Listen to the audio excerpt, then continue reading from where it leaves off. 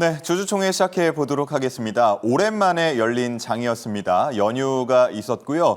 꽤 오랜만에 장이 열렸는데 코스피와 코스닥 일단은 강보합 수준에서 마무리가 되는 모습이었습니다. 여러 가지 이슈가 아직 해결되지 않고 지속되고 있기 때문에 어느 한 방향으로 큰 폭의 움직임을 가져가기에는 좀 제한적이었다라고 평가를 해볼 수가 있겠는데요. 앞으로의 투자 전략 두 분과 함께 세워보도록 하겠습니다. 김흥태, 김태윤 매니저, 흥태윤 팀 모시겠습니다. 안녕하십니까? 네, 안녕하십니까? 네. 자, 두 분 어떻게 연휴 잘 보내셨는지 궁금한데요? 네, 알차게 잘 보냈고요. 예.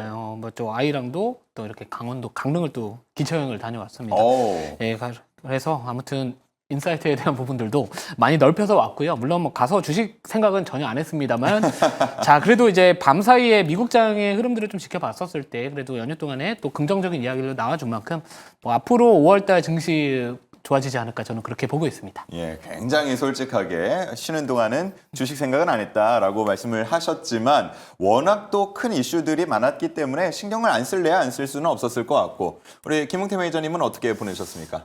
네, 저도 5월은 이제 가정의 달이잖아요. 그럼요. 그래서 저희 또 부모님과 또 우리 가족분들하고 같이 또 집안에서 열심히 놀았고요. 또 아이들 또 5월 5일이 또 어린이날이었기 때문에 우리 애들에게 또 큰 선물을 또 안겨주면서 같이 또 이제 밖에 나가서 같이 또 놀아주고 즐거운 시간을 보냈는데 또 저희가 또 주식하는 입장에서 또 주식 생각 안 할 수는 없잖아요. 그럼요. 네, 그래서 주식 생각을 또 하면서 어떤 종목들이 또 올라갈지 또 많은 또 걱정과 연구를 하면서 시간을 보내던 것 같습니다. 예, 주식 생각을 안 했다, 주식 생각을 안 할 수는 없지 않냐, 이런 의견의 충돌이 시작부터 있습니다. 참고로 말씀을 드리지만 두 분은 같은 팀입니다. 예, 저희 제작진은 연휴 동안 또 이 프로그램을 어떻게 더 개선을 할까 많은 고민을 한 끝에 그 전부터 준비를 했습니다만 오늘 소폭의 변화가 있을 예정입니다. 어떤 변화인지는 차근차근 진행되는 과정들을 설명을 드리면서 한번 해보도록 하겠고요. 자, 일단은 오늘 장을 어떻게 보셨는지를 두 분께 한번 여쭙고 싶은데 오랜만에 장이 열렸고 여러 가지 이슈가 있었기 때문에 과연 이게 어떤 방향으로 어떻게 반영이 될까 좀 궁금했던 하루이기도 합니다. 어떻게 보셨는지 김태윤 매니저님. 네, 연휴 동안에 좋은 이야기들도 좀 있었고요. 관세와 관련해서는 중국과의 이제 미국이 이제 협상에 또 나설 것이다라는 부분들이 이제 기대감을 좀 끌어올렸고 또 특히나 ISF 제조업 서비스 PMI 같은 경우에도 시장의 예상치를 상회를 하면서 이 미국 경기 침체에 대한 우려감도 좀 완화가 됐던 것 같습니다. 하지만 일부 업종들 같은 경우에는 바이오도 마찬가지고 의약품 관세나 또는 이 컨텐츠 쪽에 대한 또 관세 이야기가 나와주면서 아직까지 이 관세 불확실성 이슈로부터 국내 증시가 아직까지는 자유롭지 않구나 이렇게 판단할 수 있을 것 같고요. 특히나 연휴 동안에 제일 화두가 됐었던 부분들은 원달러 환율의 급락이었습니다. 이 아시아 통화의 전반적인 강세 흐름 속에 이 달러의 약세 흐름이 나와주다 보니까 1,400원대 중반까지 갔었던 이 환율 자체가 지금 1,300원대 급격하게 내려와 주면서 사실 이 환율이 내려가고 있다는 부분들은 긍정적으로 해석할 수는 있으나 그 속도나 그 방향에 대한 부분들, 이 변동 폭에 대한 부분들을 우리가 주목을 해야 될 것 같은데 그래도 장 초반에 어떻게 보면 약간 시장에 눌렸던 부분들이 시장이 지나면서 좀 회복을 했기 때문에 그래도 5월달만큼은 전반적인 어떤 정책 모멘텀이나 첨단 산업 관련된 종목들에 대한 희망을 오늘 좀 볼 수 있었던 하루였지 않나 이렇게 보고 있습니다. 예, 마지막에 이제 환율 얘기를 해주셨는데 6개월 만에 1,300원대로 떨어졌단 말이죠. 물론 관세나 다른 것들의 영향도 굉장히 많이 복합적으로 좋겠습니다만 공교롭게도 이제 12.3 비상계엄 이전 수준으로 돌아간 모습이거든요. 네. 자, 우리는 지금 대선을 준비하고 있는 상황이고요. 자, 그렇다면 대선이 치러지고 정치적인 불확실성이 좀 걷어진다면 우리가 1,400원대를 뉴 노멀로 인식해야 되는 거 아니냐라고 생각했던 것과는 달리 다시 좀 1,300원 혹은 1,200원 이렇게 돌아갈 수도 있을까요? 사실 1,200원대까지는 좀 어렵지 않을까 이렇게 보고는 있는 상황이고 지금부터 이제 환율이 내려가더라도 그 폭은 그래도 그렇게 막 드라마틱하게 내려갈 것 같지는 않다. 저는 개인적으로는 그렇게 판단을 하고 대응을 하는 게 맞지 않을까라고 보고 있습니다. 특히나 이제 최근에 미국의 이런 경기와 관련된 지표들을 보시면은 그러니까 안 좋게 나와주다가 또 어떻게 보면 이제 ISF 서비스도 생각보다 또 잘 나왔거든요. 근데 이 파월 의장의 전반적인 그 발언들을 보면은 아직까지 금리 인하에 대한 부분들을 조금은 더 지표를 확인을 해야겠다라는 스탠스를 취하고 있는 만큼 우선 이 상반기 중으로는 물론 6월 달에 대한 인하 가능성이 높겠지만 이 하반기에 대한 증시 포인트는 좀 하반기에 미국장이 좋지 않을까 저는 그렇게 보고 있고요. 최근에 이제 스콧 베센트 재무장관 같은 경우에도 첫 번째 1단계 같은 경우에는 이제 관세, 이 무역 제협상에 대한 이야기들 그리고 나서 이제 규제 완화 그리고 나서 이제 하반기에 어떤 성장 엔진을 미국 증시에 불어 넣겠다 약간 이런 포인트를 잡고 있는 만큼 상반기는 오히려 국내 쪽에 대한 부분들 증시가 그래도 미국보다는 괜찮다라고 보고 있고 환율에 대한 부분들은 저는 개인적으로는 하방에 대한 부분들도 좀 막혀 있겠지만 상방도 어느 정도 이제는 좀 막혀 있다. 그래서 제일 좋은 케이스는 저는 그냥 이대로 그냥 횡보하는 흐름들이 제일 좋지 않을까 저는 그렇게 보고 있습니다. 1,300원대에서 횡보하는 흐름이 가장 좋은 시나리오가 될 것이고 그렇다면 외국인에 대한 또 복귀, 순매수도 기대를 해볼 수 있다라고 해석이 되겠습니다. 자, 연휴 동안 주식을 안 볼래야 안 볼 수 없었다는 우리 김흥태 매니저님께서는 여러 가지 좀 이슈가 있었는데 뭐 다 반영이 됐다고 보십니까? 아니면은 아직도 관망세다 이렇게 보십니까? 어느 정도는 반영이 되지 않았을까라고 좀 보고 있고요. 앞서 이제 제가 발표를 했지만은 이미 중국과 미국에 대한 이제 만남이 성사가 되는 순간부터는 어느 정도에 대한 긍정적인 신호탄이 내뱉지 않을까. 그리고 앞서 우리 태우 매니저님께서 환율에 대해서도 말씀을 잘 해주셨기 때문에 이게 환차익, 외국인들에 대한 환차익을 또 노리기 위한 전략적인 이제 포지션을 잡을 수가 있기 때문에 만약에 계속적으로 외국인들에 대한 자금력들이 들어온다라고 하면은 오히려 지금은 횡보하는 것도 좋지만은 또 한번 상방으로서 열어놓고 시장을 바라봐도 괜찮지 않을까라고 좀 보고 있고요.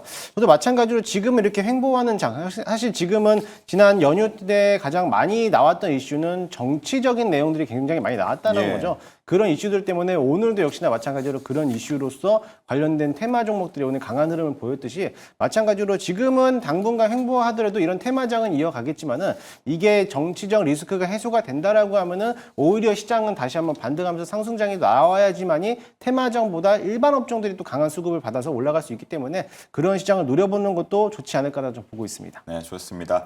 대선 전까지 5월은 정책 테마주를 우리가 계속해서 지켜봐야 한다라고 얘기했던 김흥태 매니저였는데요. 뭐 연휴 때도 여러 가지 얘기가 나왔고 또 앞으로도 기대되는 부분들이 많기 때문에 관련한 투자 전략은 저희가 5월 내내 한번 들어볼 수 있을 것 같습니다.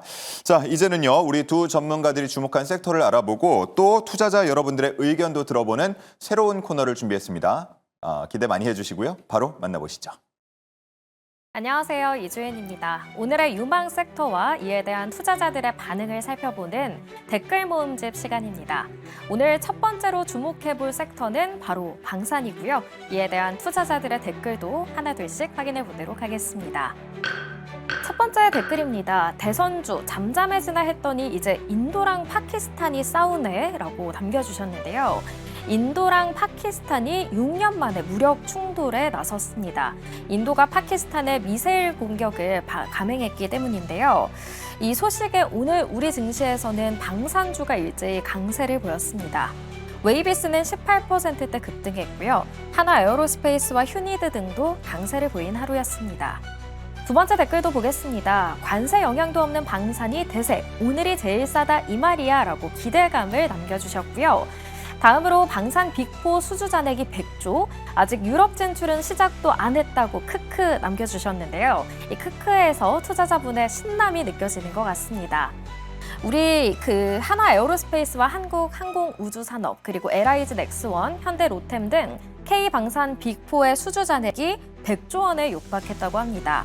이들 기업 모두 수년치 일감을 미리 확보해둔 상태인데요. 유럽 시장에서의 진출은 어떻게 될지도 잠시 후에 이야기 나눠보도록 하겠습니다. 다음 장 통해서 다른 댓글들도 확인해 보겠습니다. 오른 건 좋은데 이제는 사기도 팔기도 겁나는 상황 어쩌죠? 라고 남겨주셨는데요. 주가가 계속해서 신고가를 경신하면서 지금쯤에서 수익을 실현해야 할지 아니면 더 들고 가서 계속해서 수익을 봐야 할지 고민이 되실 것 같습니다. 방산주에 대한 투자 전략 잠시 후에 들어보도록 하고요. 그 다음으로 야구 순위도 주가에 반영이 되나요? 방산의 답은 한화라고 남겨주셨습니다. 최근 한화 이글스가 좋은 흐름 보이고 있죠. LG와 함께 1위를 달리고 있는데요. 하나 에어로스페이스와 관련해서 이런 댓글을 남겨주신 듯 합니다. 아쉽게도 야구는 주가에 반영되지 않는데요. 이렇게 방산 댓글 모음집을 한눈에 살펴봤습니다. 이어서 투자 전략 자세하게 들어보시죠. 네, 두 분이 주목한 오늘의 첫 번째 섹터는 바로 방산이었고요. 뭐 연휴 동안 뉴스 기사가 하나 나온 게 4대 빅4의 수주 잔고가 100조 원에 육박했다. 한 95조 원 정도가 됩니다. 그 정도가 된다고 해서 앞으로도 계속해서 좀 잘 나갈 수 있지 않냐 하는 기대에 섞인 그런 기사가 있었고, 또 공교롭게도 인도와 파키스탄 분쟁 소식이 전해지면서 방산이 또 한 번 주목받는 계기가 되기도 했는데, 저는 뭐 앞에서 여러 가지 댓글을 봤습니다만 이 댓글에 공감이 좀 많이 되더라고요. 이제는 사기도 팔기도 겁나는 상황이다. 저는 미보유자입니다만 사기도 좀 그렇고, 보유자에 대입을 해서 생각을 해보더라도 뭔가 팔면 더 갈 것 같은데 라는 생각이 분명히 들 것 같거든요. 어떻게 해야 됩니까? 네, 보유자 관점에서 밑에서 사신 분들은 저는 끌고 와도 된다라고 보고 있고요. 신규로 이제 약간 수익 매매나 약간 단기 매매 좋아하시는 분들 같은 경우에도 지금 분위기는 나쁘지 않다라고 보는데, 사실 근데 이 단기 매매라고 들어갔다가 또 좋은 업종이라고 또 합리화를 시켜버리시거든요. 그게 제일 중요할 것 같아요. 그래서 예. 내가 만약에 정말로 이렇게 갔는데 어떤 특정 지지라인대를 이탈을 했었을 때 매도할 수 있는 분들은 저는 오케이 할 수 있을 것 같습니다. 네, 그리고 특히나 이 수주에 대한 부분들 이야기도 나와주고 있고, 또 요즘에 이제 이 국내 증시에서 제일 호재라고 할 수 있는 부분들이 뭐냐면은 미국하고 이런 관세와 관련해서 좀 피해갈 수 있는 그런 업종들이 또 하나의 어떤 나름대로의 뭐 테마까지는 아니겠지만 수혜 업종으로 부각을 받고 있기 때문에 특히나 우리나라 이 방산 기업들에 대한 전반적인 모멘텀은 미국발 모멘텀이 아니라 지금 전반적인 기대가 되는 부분들은 뭐 유럽발 모멘텀에 대한 부분들도 있을 수 있고요. 뭐 중동이나 이쪽에 대한 모멘텀으로 붙어 있기 때문에 사실 지금 상황에서 전반적인 이 상반기까지는 저는 관세와 관련된 불확실성 이슈는 지속이 될 가능성은 높다라고는 보고 있습니다. 그래서 그런 부분들을 바라봤었을 때 하나의 대표적인 수혜 업종이라고 할 수 있는, 또는 피해갈 수 있는 이 방산 업종에 대한 부분들이 관심 있게 봐야 되는데, 사실 이 방산 업종들 중에서 우리가 약간 구분을 해야 될 부분들이 뭐냐면은 우선 오늘 빅텍이나 뭐 스페코 같은 어떻게 보면 약간 테마성이 짙은 종목들 같은 경우에는 어떻게 보면 약간의 그런 인도와 파키스탄과 관련된 이런 전쟁 가능성에 대한 부분들, 이런 것들이 좀 나와주다 보니까 테마성으로 움직이는 경우들이 좀 있고요. 뭐 특히나 뭐 하나에어로스페이스가 다시 한번 정고점을 돌파하면서 신고가 행진으로 들어가고 있기 때문에 이 수주에 대한 기반으로 올라가는 기업들 같은 경우에 저는 중기적인 관점에서 바라봐야 된다라고 보고 있습니다. 그래서 아까 말씀드렸던 뭐 빅텍, 스페코, 휴니드 이런 종목들은 약간 테마성에 대한 부분들을 고려하시면서 대응을 하시고, 현대로템이나 LI진엑스원, 하나에어로스페이스, 뭐 S&T 다이내믹스 전반적인 이런 종목들 같은 경우에는 수주 기반으로 좀 중기적인 관점에서 상반기까지는 그래도 바라봐줘도 되지 않을까 이렇게 보고 있습니다. 예. 투자를 오래 하신 분들께서는 뭐 방산이라고 하면 지정학적 리스크가 불거질 때마다 한 번씩 꿈틀했던 테마 정도로 생각을 하는 분들도 계실 텐데, 말씀을 해주신 것처럼 이제는 그런 힘보다는 정말 뭐 수주 중심의, 계약 중심의, 실적 중심의 기업들이 워낙 잘 나가고 있다 보니까 많은 분들이 관심을 갖고 있는 것 같습니다. 지금 뭐 수주 잔액 100조 원에 육박한다라는 얘기가 있습니다만 유럽 쪽에 대한 관심이 좀 큰 것 같아요. 한화에어로스페이스가 뭐 폴란드 쪽에는 좀 좋은 소식들을 전하고 있습니다만 앞으로 추가적인 부분도 기대를 할 수 있을까요? 네, 당연히 추가적인 부분도 기대해봐도 되지 않을까라고 좀 보고 있습니다. 워낙에 또 우리나라 방산업계들에 대한 수주에 대한 장고들도 많이 남아있고, 앞으로도 꾸준하게 폴란드를 비롯해서 그 외쪽으로서 이제 어떻게 보면 영국, 유럽 쪽에다가도 이제 어떻게 보면 이제 방산에 대한 수주에 대한 모멘텀들도 남아있는데요. 사실 방산이라고 하면 다들 아시다시피 이제 지정학적 리스크에 대해서 우려되는 게 좀 많았습니다. 그게 사실 과거에 우리나라가 아직도 분단 국가다 보니까는 북한이 미사일을 쏘거나 핵 개발 시설을 다시 한번 실험을 했을 때 그때 이제 방산이 업종이 올라가는 모습인데, 지금은 워낙에 우크라이나 러시아 전쟁이 워낙에 세게 가지고 있고 또 장기적으로 갖고 있다 보니까는 그것과의 대치될 만한 전쟁이 나오지 않으면은 사실상 시장에는 크게 뭐 변화는 없을 것 같아요. 아무래도 지난 이스라엘도 역시나 마찬가지로 이런 지정학적 리스크가 있었지만은 시장에는 별 영향은 없었던 거고 이번에도 갑작스럽게 또 인도와 또 파키스탄에 대한 이런 전쟁들에 대한 모습들이 나타났을 때도 시장에서는 약간 좀 미미한 모습을 보였습니다. 그런데도 방산업종들이 좀 강하게 움직였다라는 거는 어느 정도에 대한 이런 방산에 대한 무게들도 있겠지만은 그 외쪽으로서 지금 가지고 있는 하나그룹주들에 대한 이제 수주 잔고라든지 또는 MRO 사업과 같이 연계되어 있는 모습들도 있을 거라고 좀 보고 있고요. 이번에 MRO 사업을 진행하면서 마찬가지로 이제 항공모함에서 들어가고 있는 이제 항공기까지에 대한 MRO 사업도 이제 추진할 수 있다라는 이제 협력 기사도 나오다 보니까는 이와 관련된 기업들이 오히려 더 엔진 부품이라든지 이런 기업들에 대한 움직임들이 더 나타나고 있는데, 대표적으로 보는 게 뭐 웨이비스 드론 관련된 종목들, 이런 항공 부품에 들어가고 있는 기업들이라든지 아니면 뭐 HVM이라든지 이런 특수화학금을 제조하겠지만은 항공 엔진 부품을 또 만들고 있는 로켓 발사 또 특히 미사일 부분을 만들고 제조하고 있는 기업들에 대한 움직임들이 나타나는 것처럼 이번에 뭐 하나 에어로스페이스, 뭐 하나 시스템 이런 그룹주들이 오히려 또 수혜를 받는 기업들을 보고 있고요. 워낙에 신고가 영역으로 가고 있다 보니까는 사실 섣불리 대응하기는 좀 어려운 것 같아요. 그래도 보유하신 분들은 지금 자리에서 매도하는 것보다는 당연히 지금 신고가 영역을 꽉 차게 가지고 있기 때문에 충분히 더 갈 수 있다는 모멘텀을 가지고 있고 그 외쪽으로서 이번에 멕시코라든지 캐나다산에서도 역시나 마찬가지로 국내 K방산에서도 계속적으로 러브콜을 보내고 있기 때문에 만약에 추가적으로서 재료가 나온다라고 하면은 오히려 더 많이 갈 수 있다라고 보시면 될 것 같고 K방산이라든지 이런 모습들에 대한 움직임들은 이제 다시 또 스타트를 시작했기 때문에 오히려 저점에서 가지고 있는 방산 종목들을 담아내도 되지 않을까라고 좀 보고 있습니다. 예, 두 분 다 뭐 좋은 말씀들을 많이 해주고 계시고 사실 들려오는 얘기들만 보더라도 호재가 대부분이긴 한데 좀 우리가 우려해야 할 부분은 없는지도 궁금하거든요. 우려할 부분 뭐 높게 오른 가격 정도밖에 없습니까? 지금 분위기에서 유럽의 뭐 라인메탈 같은 기업들의 흐름을 보면은 뭐 여전히 상당히 좀 강한 모습을 좀 보여주고 있고요.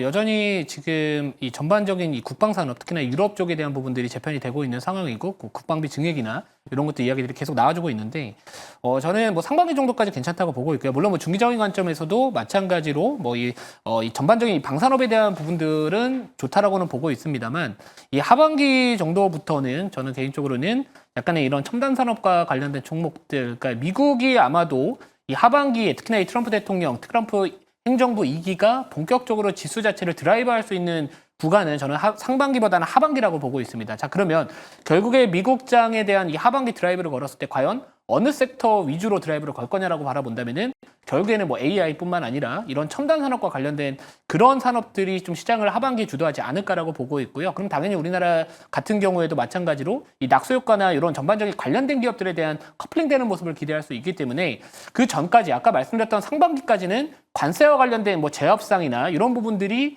기대감도 있겠지만 우려감도 공존하는 시기이기 때문에 상반기까지는 그래도 이 관세와 관련해서 피해갈 수 있다는 그 장점이 부각될 수 있는 시기라고 보고 있고요.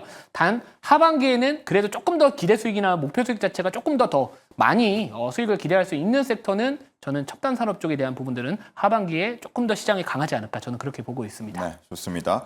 요즘 뭐 조선업도 이 잠수함 관련해서 방산이랑 같이 엮이고 또 우리가 예전에는 서비스 드론이나 뭐 레저용 드론 이런 것들을 생각했다 그러면 이번에 러시아 우크라이나전을 보면서 정말 현대전에서 드론의 역할에 대해서 다시 한번 생각을 하게 되는데 관련해서 좀 주목해 볼 만한 기업은 없을지 이 부분도 궁금하거든요. 워낙 이제 빅4들은 많이 가격이 올랐다 보니까 눈을 조금 돌린다 그러면 어느 쪽을 주목해 볼 수 있겠습니까? 저는 일단은 드론을 본다라고 하면은 오히려 오늘 좀 강하게 들어왔었던 오늘 웨이비스 관련된 기업들을 좀 보시면 어떨까라고 보고 있고요. 또 그 외쪽으로서 저는 사면이라는 기업을 조금 이제 관심 있게 보고 있는데 사면도 역시나 마찬가지로 전자 광학 장비를 또 제조하고 있는 기업이다 보니까는 어떻게 보면 이제 막 다시 한번 이제 스타트하는 기업으로서 상장된 지 얼마 안 된 기업에서 이제 막 다시 한번 들어줬기 때문에 충분히 오늘도 거래량이 들어와서 올라왔기 때문에 충분히 다시 한번 16,000원에서 18,000원까지는 돌아갈 수 있을 거라 좀 보고 있고요.